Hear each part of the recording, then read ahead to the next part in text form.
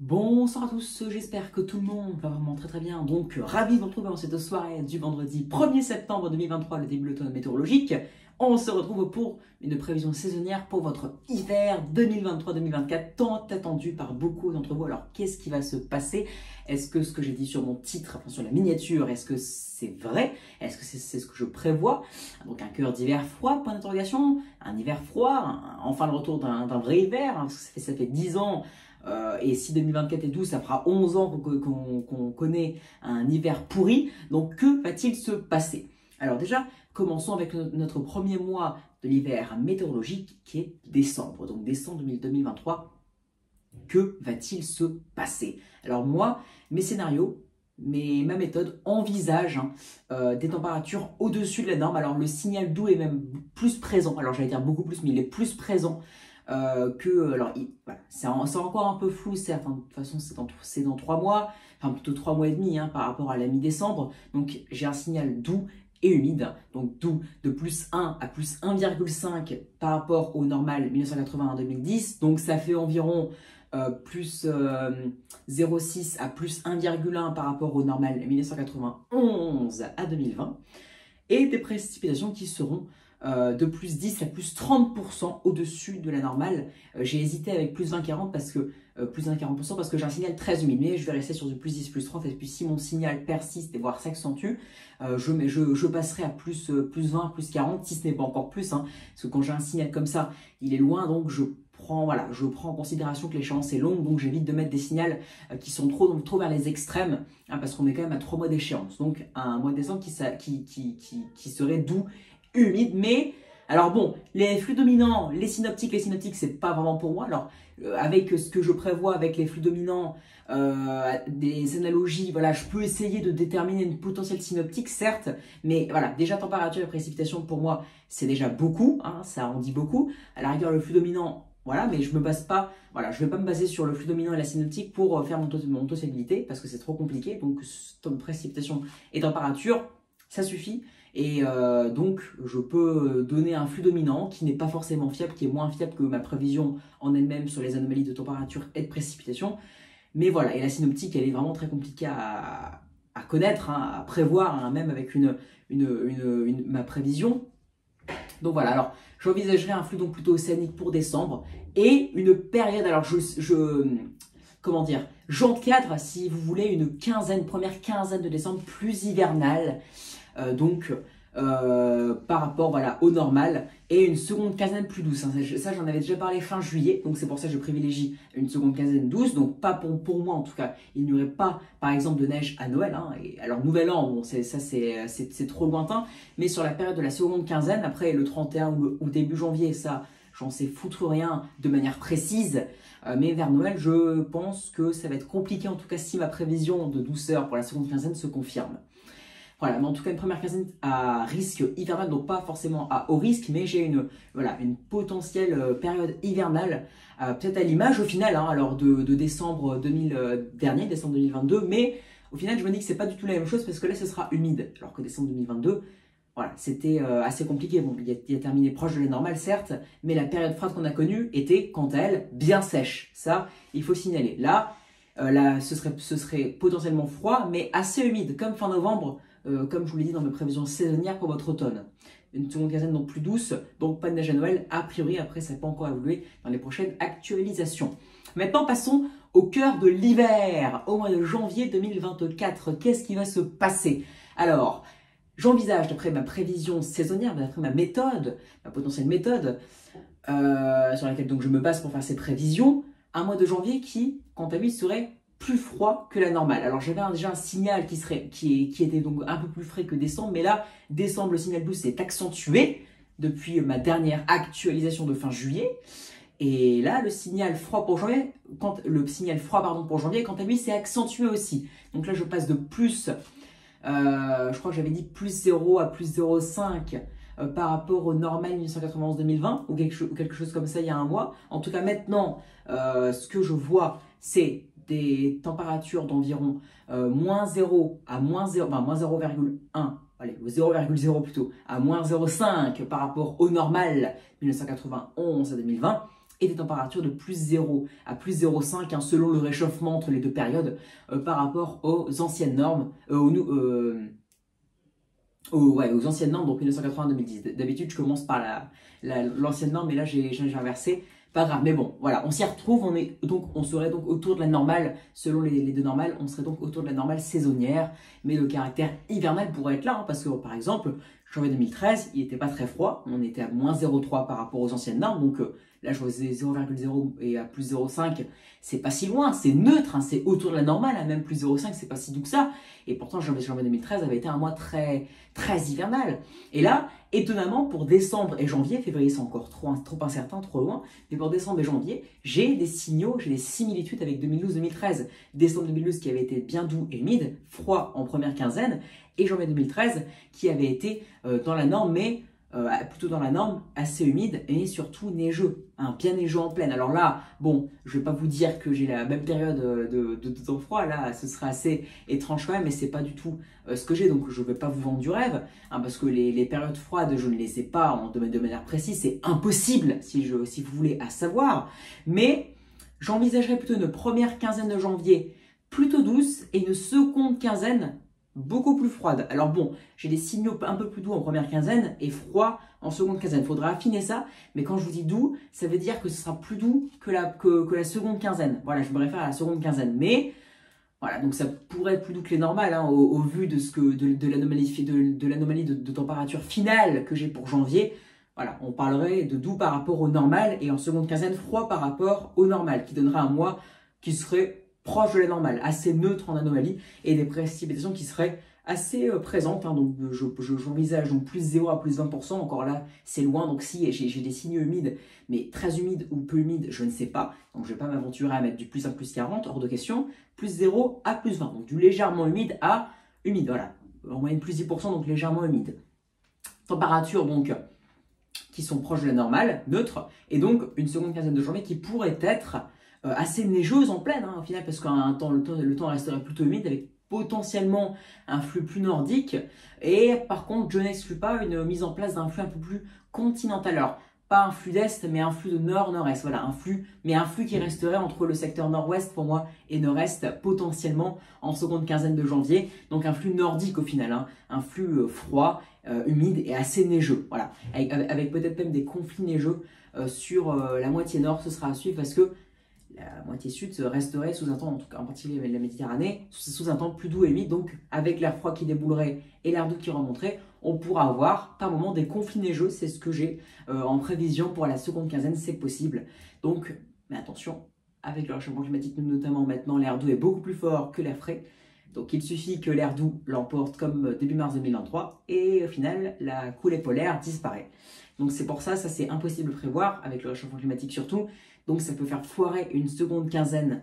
Donc le réchauffement climatique, oui, il peut faire foirer une synoptique, même qui dure 15 jours, une seconde quinzaine froide, il peut la faire foirer et la transformer en douceur, car l'air doux maintenant est beaucoup plus important et beaucoup plus puissant, si je puis dire, que l'air froid. Hélas, c'est la triste réalité, mais restons optimistes, la seconde quinzaine, je la prévois froide et qui donnerait une anomalie neutre. Après, avec le réchauffement climatique, on ne sait pas, si ça se trouve, on va finir à plus 1 comme janvier 2023. Mais bon, on aurait beaucoup moins de périodes anticycloniques, donc ça va débloquer beaucoup de choses. Ça va débloquer donc la sécheresse qui va disparaître pour moi dès l'hiver. Elle aura disparu en profondeur, elle aura plutôt disparu à partir de mars, complètement pour moi, avec tous les mois humides, avec tous les mois prochains qui seront d'après moi assez humides, voire bien humides à suivre. Donc ça débloque la sécheresse, ça débloque la neige, parce que quand on a un temps sec, qui soit froid ou doux, bah, la neige est impossible, alors que quand on a un temps humide, doux, c'est compliqué certes, mais froid, la neige elle peut arriver.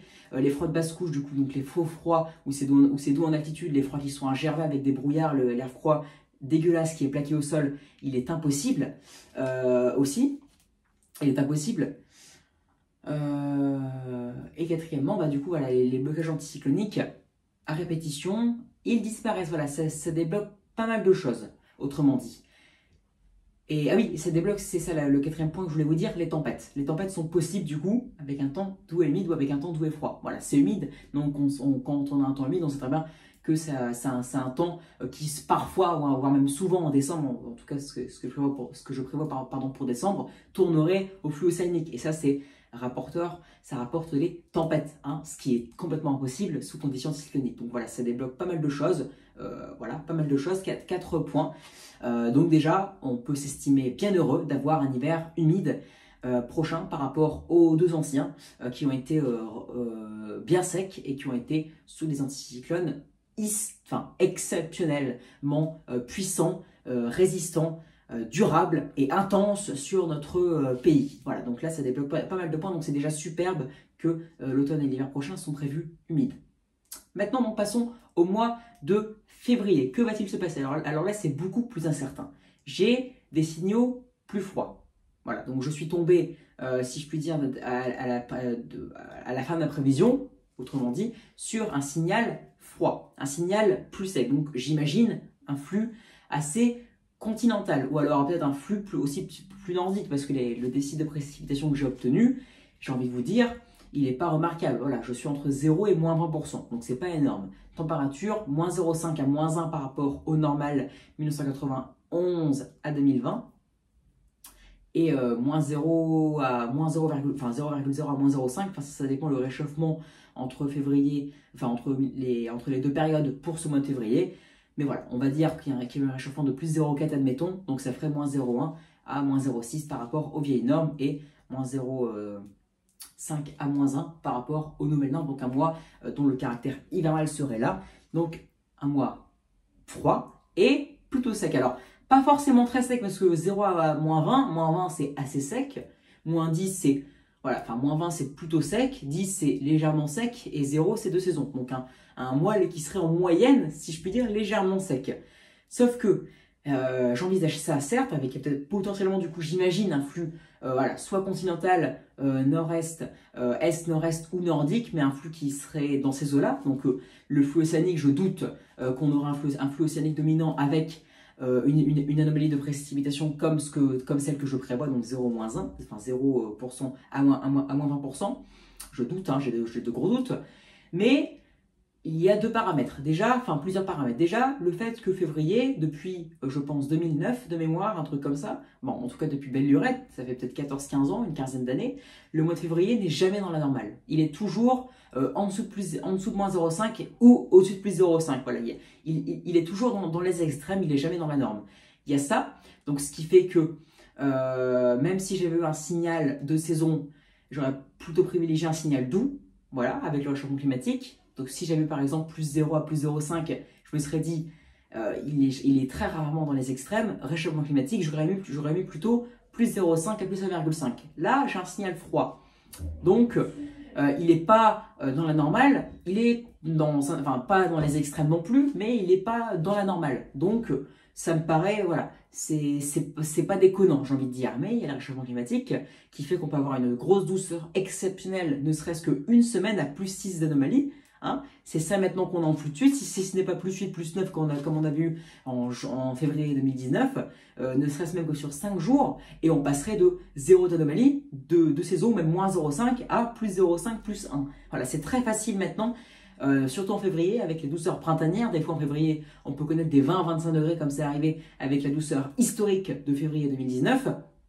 Donc ça fait un peu peur. J'ai un peu peur, j'ai envie de vous dire, de vous prévoir un mois de février qui sera plus froid que la norme, car il y a ces 2 paramètres. Enfin, il y a surtout aussi le réchauffement climatique qui fait que, voilà, il y a ça, et même s'il y a la variabilité, bah, il y a surtout en seconde quinzaine de plus en plus des douceurs remarquables qui se mettent en place, que ce soit en 2019, 2021, 2022 c'était un peu moins le cas, mais enfin 2022 c'était plutôt en première quinzaine, mais voilà. Maintenant, tous les 2 ans, j'ai envie de vous dire, il y a une récurrence comme ça très douce en seconde quinzaine qui flingue l'anomalie et même si elle était négative, comme en 2021, après elle redevient nettement positive. Pour preuve, 2021 avait fini à plus 2,5 alors qu'il était à moins 2 du 1er au 15 de mémoire, ou moins 1,5 avec la quasiment vague de froid qu'avait connue une large moitié nord du 16 au 14 février 2021. Donc voilà, ça flingue beaucoup.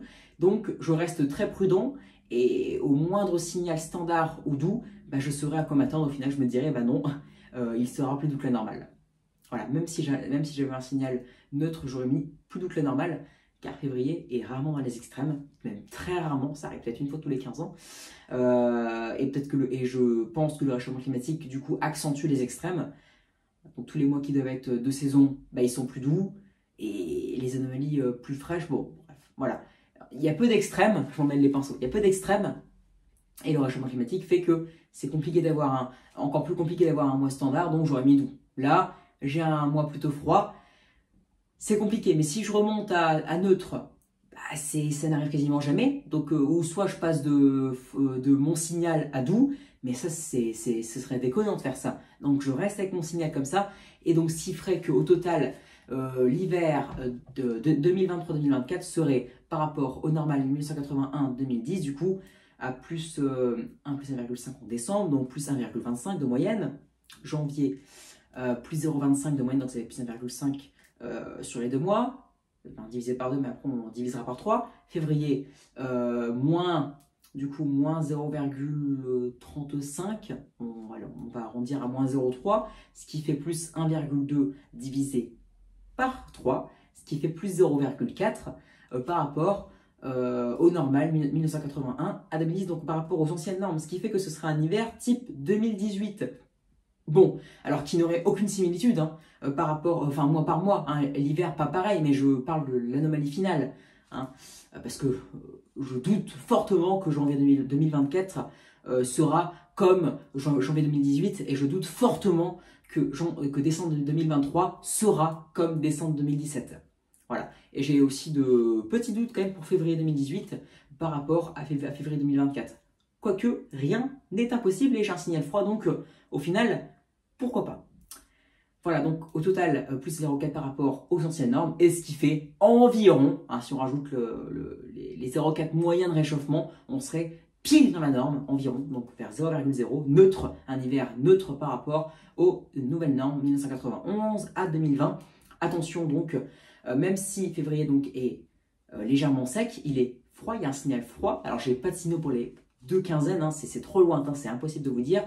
Plus dominant, j'hésite entre plutôt continental et nordique, mais j'ai un signal vers là. Voilà, j'ai un signal qui est contraire au signal océanique, donc au signal doux et humide, c'est le contraire, donc qui favoriserait des précipitations assez solides, notamment dans l'Est. Donc qui favoriserait la neige en pleine dans l'Est, et ailleurs, on ne sait pas, mais février du coup pourrait être un mois assez neigeant en pleine. Voilà, comme la seconde quinzaine de janvier pour moi, ou en tout cas dès le 10 janvier, 10-15 janvier, et je suis en seconde quinzaine jusqu'à fin janvier, et février, on en reparlera, et comme peut-être la première quinzaine de décembre, qui serait donc type 2012. Voilà, moi je pense que décembre 2012 et janvier 2013 auront, d'après moi, et ont, d'après mes prévisions, des similitudes avec décembre 2023 et janvier 2024. Février, incertain, on ne sait pas, mais vu ce que je prévois, ça a des similitudes avec l'hiver 2012-2013.